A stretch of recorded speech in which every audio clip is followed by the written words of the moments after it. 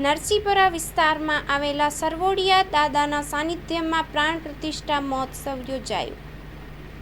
ધ્રાંગધ્રાના નરસિંહપરા વિસ્તારમાં આવેલા સરોવડિયા દાદાના સાનિધ્યમાં પ્રાણ પ્રતિષ્ઠા મહોત્સવ ઉજવાયો.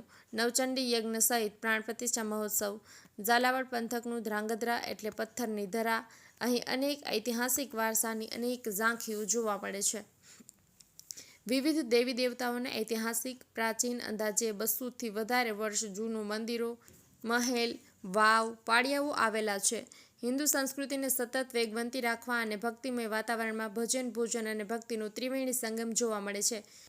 આજરોજ ધ્રાંગધ્રા શહેરમાં નરસિંહપર વિસ્તારમાં આવેલા સરોવડિયા દાદાના સાનિધ્યમાં પ્રાણ પ્રતિષ્ઠા મહોત્સવ ઉજવાયો હતો, જેમાં નવચંડી યજ્ઞનું આયોજન કરવામાં આવ્યું હતું. બહોળી સંખ્યામાં લોકો આ મહાયજ્ઞમાં જોડાયા હતા.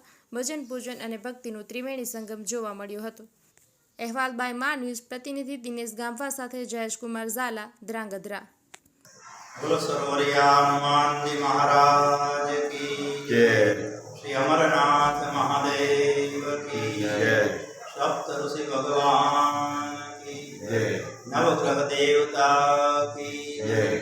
આજે નરસિંહપરાના પાવન આંગણા ઉપર સરોવરિયા દાદા તથા અમરનાથ મહાદેવના સાનિધ્યમાં નવગ્રહ દેવતાની પ્રાણ પ્રતિષ્ઠાનો મહોત્સવ ખૂબ જ ધામધૂમથી ઉજવવામાં આવ્યો.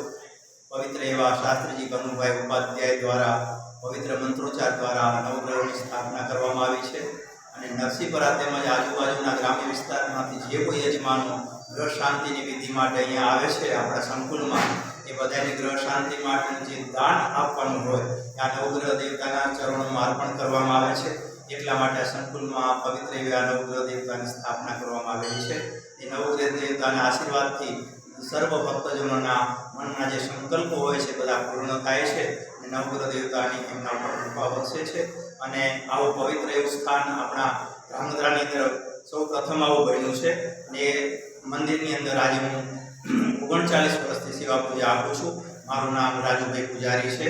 અને સૌનું આ નવગ્રહ દેવતા કલ્યાણ કરે, અમરનાથ મહાદેવ અને સરોવરિયા દાદા સૌનું કલ્યાણ કરે, એ જ પ્રાર્થના સાથે કરશું.